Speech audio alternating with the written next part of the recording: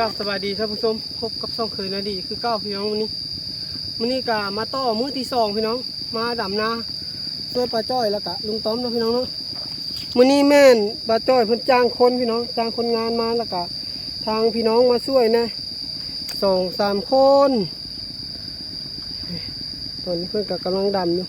อีกจำนวนหนึ่งกะเพิ่นไปลกกาเนาะพี่น้องส่วนกาอยู่ทางพุ่นแหละ2 คนนี้แม่นดำท่าเดี๋ยว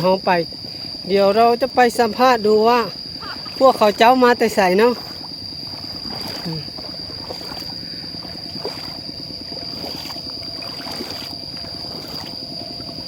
โอ้ดำไวแท้น้ำก็หลายนาพอทันแล้วแต่ว่าน้ำท่วมนาก่อนแล้วพี่น้องตอนนี้อันนี้คำว่าเรื่องปีงพันยังขึ้นเบิ้ง ยานจังหน่อยแล้วเดี๋ยวเบิ้งก่อนฟ้าบ่อนนี้เลือกขนาดเกอร์โบกคอยเปียกเลย2ไอ้น้องพี่น้องเลยดำนานี่เป็นลูกสาวของป้าเคยนาดีนะพี่น้องที่อยู่บ้านแตนมันมาช่วยดำน้ำมือนี้จะถ่ายของอายเลย โอ้โหเชียงแล้วเฮียนเสร็จแล้ว เชียงแล้วโอ้น้าอยู่บ้านเพื่อนแล้วละโอ้เพื่อนแล้วละมีนังแต่ป้าจ้อยนะพี่น้องแล้วก็ลุงต้อมที่ยังหมดแล้วแต่ก็อีกหลายๆคนอยู่เดี๋ยวจะเบิ่งเพิ่นดำนาไว้ซ้ำใดทางนั้นลีกแล้วพี่น้องเพิ่นอายกองไปแล้วบัดเอาลงสตอรี่ตัวเองเนี่ยยังเห็นอายกูว่าถ่ายแอปนั่นแอปนี้มันบ่คือมาใช่คืออันนั้นก็คนเห็นหลายคือกันเราต้องเฮียนบ่อายนะดำเดี๋ยวอย่าปิ้นหนีไหมเอาช็อตจากใดดีมดกาพอดีปลาถึงแพะเหมาะฮะนี่โฉมหน้าพี่น้องเพิ่นยังเข้าเฮียนอยู่พี่น้องเฮียนห้องใดแล้วล่ะม.4อ๋ออยู่หน้าม.5แม่นบ่ม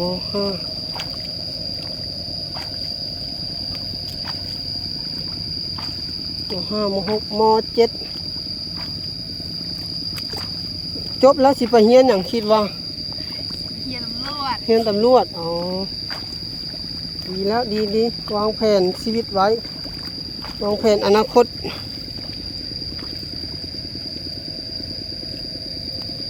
อย่าไปเผาต่ำโตได้เลยเฮียนคือเฮียนได้อย่าเผาต่ำโตได้มันกระดำพี่น้องเดี๋ยวนี่ก็จะเป็นบรรยากาศอยู่ที่ทุ่งนาบ้านกุนควายเนาะพี่น้องส่วนทางนั้นลุงต้อมเพิ่นกำลังคาดนาอยู่เดี๋ยวจะไปเบิ่งลุงต้อมคาดนาก่อนพี่น้องบ้านนี้แต่นาดีก็สิได้ไปหากเอาก้ามาตื้ม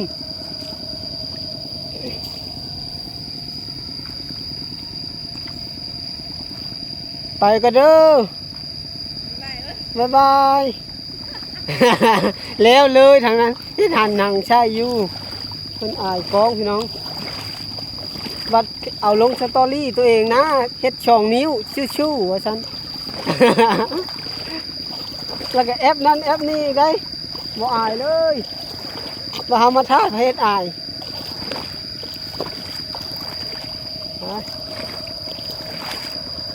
อันนี้ก็จะเป็นข้าวเจ้าพี่น้องข้าวเจ้าน้ำกันหลายช่วงเพราะว่าฝนตกทุกมื้อเลยแต่ว่าส่วนใหญ่มันจะตกเฉพาะกลางคืนเนาะพี่น้องเนาะกลางเว้นมันจะบ่ค่อยตกลุงต้อมคาดนาอยู่พุ่ง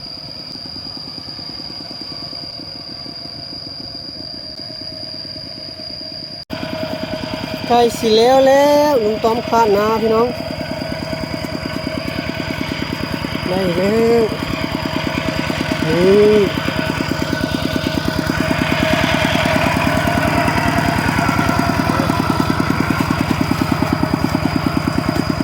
ลุงต้อมหญ้าเท่านี้แล้วเหยียบเลยเด้อ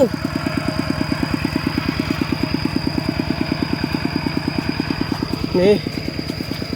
มาช่วยอีกคนพี่น้องนี่กะลุงเคยนะดีคือกันฮะ แล้วเราบอกให้นะขาดจะให้เนี่ย โอ้รักได้แล้วแต่ป้าจ้อยเพิ่นสิว่าเฉพาะแล้วนี่1 2พาแล้วตัวนั้นแต่ให้ตัวนั้นน่ะต้นนึงยังบ่ทันไถ ดูเราใส่ว่า แม่ไถจะไถยังน้อยเดียวน้อยเทเพิ่นสิไถแล้วก็พาเลยแต่พาแต่เท่านั้นแล้วก็โจ๊กคนก็ได้ ที่ไทยพวกนี้โดยสกัด ใจว่าอยากไถก้อนแต่ว่าไถตัวที่อันนั้นนะตัวบนตัวเราฮะปลายนั้นก็แล้วหมดแล้วดอกแต่เท่านั้นไถกับบอนใดกับหาอยู่ภาคนั้นมันเทิงโคกมันสิมี ไทยหมดแล้ว มันสิมีหญ้าอันบ่สังเกตว่าให้ได้มีหญ้าหลายจังไถคืนแล้วนึงมีแต่ถ้ารถพระเท่าบ่อยตึ้มให้เราไถแล้วก่อนเดี๋ยวค่อยไปหาบอกกาก่อนแล้วก็ทาเปลี่ยนแล้วก็ได้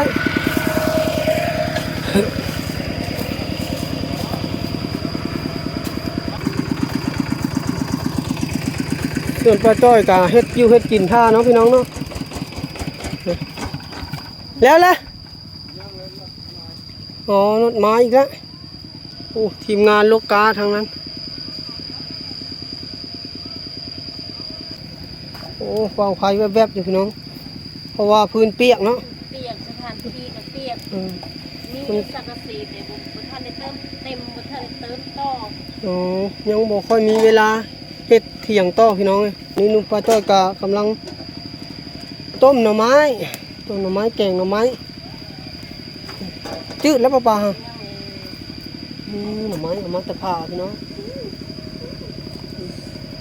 ไทยเรื่องให้ไปกัดบอก สมอง เราจะมาเบิ่งทีมงานลูกกาเฮาพี่น้องว่าได้หลายช่างได้แล้ว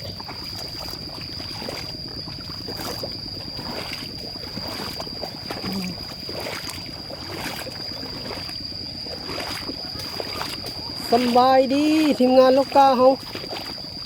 แป๊บเดียวเนาะหมดไวขนาดตัวนี้กับข้าวตัวนี้บ่คือเดียวบ่เฮ้ย ข้าวแดงข้าวผงน้ำอะไรข้าวเจ้า เออ หมักแม่งแบบนี้ ใส่คนละหายอีก แม่มาพวกเราเนี่ย เออ ลูกสีเมียเราไปมาบ่ ทักแล้วบ่ได้ถามคันเรามานอนพี่ก็น่าจะมาคันมานอนก็แสดงว่าบ่ได้มาแต่เราเที่ยวเวียกเราเห็นไหม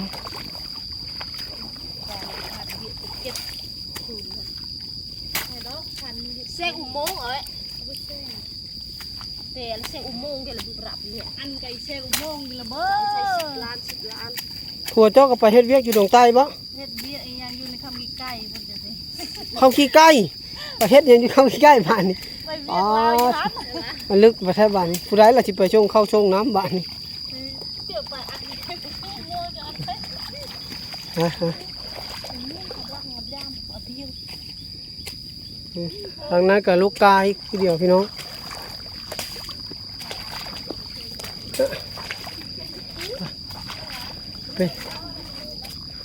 เป็นจังใดเนาะทางนี้เนาะเฮ้ยลาน้อยไปมาอ๋อลาน้อยนี่เนาะสบายแท้อันนี้ก็เป็นตะกร้านาพ่อเฒ่าพี่น้องโอ้เพิ่นยังแปลงจานอยู่พุ่นสงสัยรถไถมีปัญหาอีกแล้ว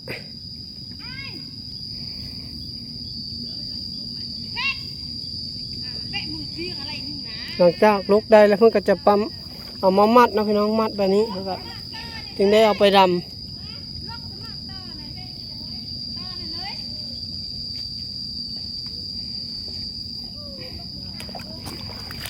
วิธีมัดนี่ก็ต้องเตาะให้มันเพียงเดียวได้นี่เนาะถ้าบ่เพียงนี่ก็บ่ได้แล้วนี่เฮ็ดคักแท้เนาะหอยเชอรี่หอยนี่ละกัดก็เข้าในนานี่คือศัตรูนาข้าว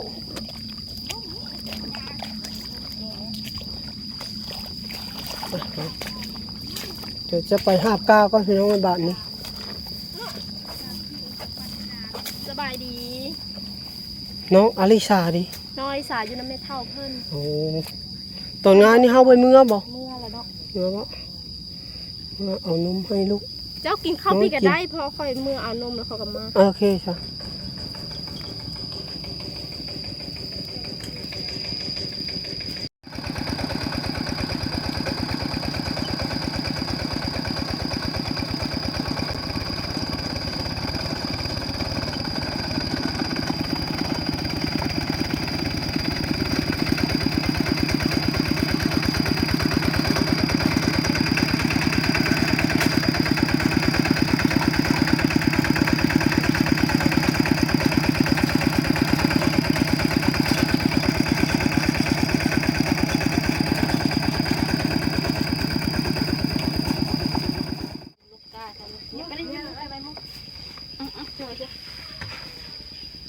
ลูกกอตุกติกตะเกลือมี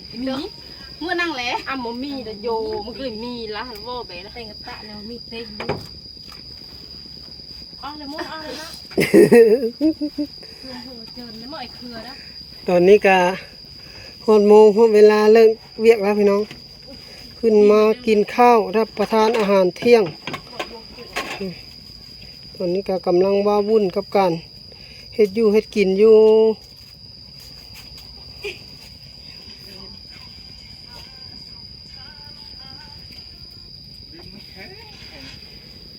ในไทยตากแดด ภาคก็บ่อยากไป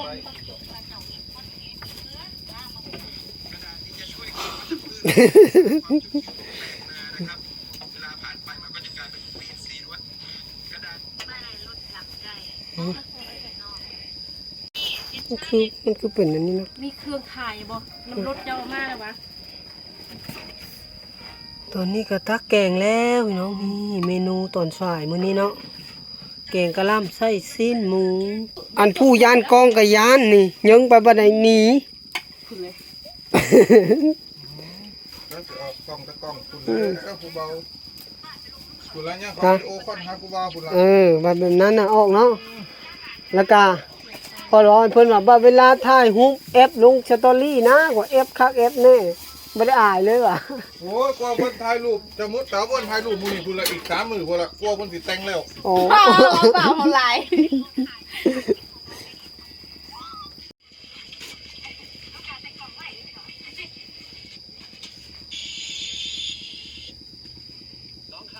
ใช่ก็บ่ได้เอาปูมาแต่เคือเลย มาให้หยัง เอาถึงมาปลูกไปทำ อ๋อมานอนนี่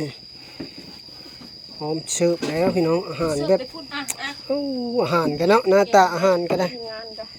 แต่แซ่บขนาดอ๋อก ล้องมาให้ โดยปิ้งชิ้นผู้นั้นนี่ ซีบเจ้ามาแล้วจะ โอ้ขอบใจโอ้มีตำมะละกออีกตำมะฮุ่งนมด้วย ผักโบกับสลัดเลยไปเลย ปลูกก็จะไม่หน่อยแต่น้อยเนาะ ยิ้มนั่นนี่เฮ็ด2 นิ้วคือ เพิ่นน่ะเพิ่นจะมีบ่ เจ้าก็มีเยอะตัวใหญ่แต่เป็นเยี่ยมเลย เอาแล้วเขาจะได้ขอด ลินเกมบ่นี่ พูดไปถึง บ่เดี๋ยวลินเกม อเมริกาที่เพิ่นให้เงินมา2 ล้าน โอ้พอจ้อยกำลังตำส้มตำอยู่พี่น้องตำมะฮุ่งอยู่ เฮ้ยช่วยแม่ยัน เอาให้ยืมกล้องถ่ายรูปเอา ตีจะเสียลีก กันท้ายมื้อนี้ก็อีกสักเต็มขุมสิวเม็ดหนึงเพิ่นก็บ่ให้มีได้เพิ่นต้องแต่งลบออกให้หมดเลยเพิ่น เปล่าว่าบ้า ปิดเลี้ยง3 เดือนนี่ดำเลยล่ะเนาะ อืม เอาให้ เบิ่งนี่หน้ากับแขน เพิ่นว่าเพิ่นเหลือใจไปดำนาเล็บหัก โอ้ ช้ำตะกร้าเพิ่นเล็บหัก ขันเจ้าบ่อยากดำหน้าไปเรียนอยู่ไทยเขาปิดเรียนแค่20 มื้อเปิดเรียนมานี่บอกง่ายๆซะสมการแต่ละสูตรเคมีแต่ละสูตรหายหมดแล้วในสมอง หมอ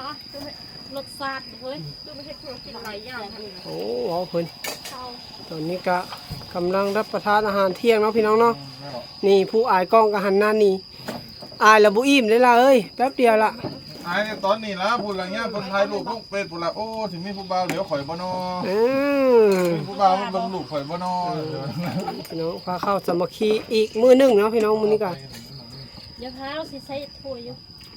ก็แตงอยู่เงี้ยก็บ่ได้เอามาตำเป็นเครื่องเนาะ เนี่ยป้าจ้อยเอามา2หน่วยอะไร เอามาเป็นเหี่ยว มีแม่งตำ ล้างถ้วย ล้างถ้วย ล้างถ้วยล้างถ้วย เราจ้า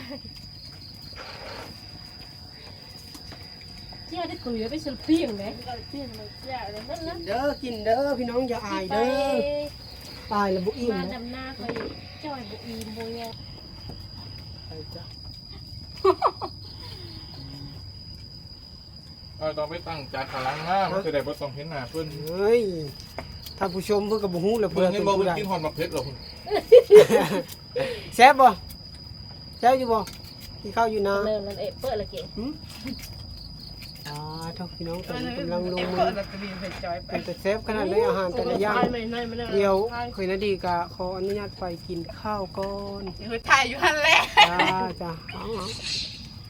มันจะวางไหน เพิ่นอิ่มแล้ว ใส่นี่เอาไปข้างกลาง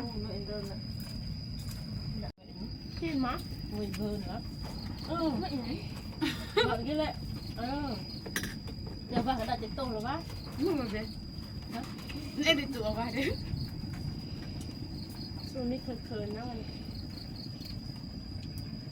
มันนำสมาธิ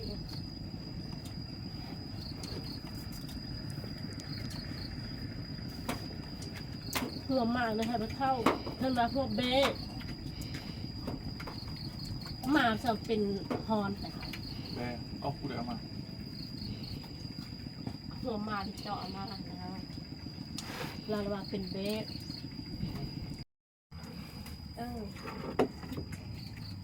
ดูมดเข้ามาเป็ดพันตู้อยู่แล้ว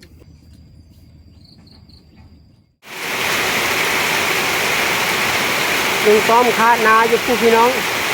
ฝนตกตอนนี้ฝนตกแห้งขนาดเลยอยู่ที่นาบ้านกนควายพี่น้องเลยตอนนี้ค่ะ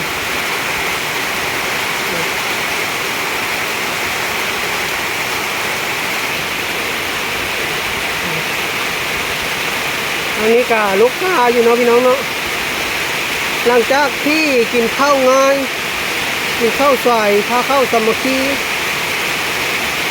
สำเร็จแล้วก็อิ่มหิพโหยแล้วเนาะแต่ละคนก็ลงโลกก้าพี่น้องเลยแต่ว่าตอนนี้ฝนตกแห้งขนาดเลยสิ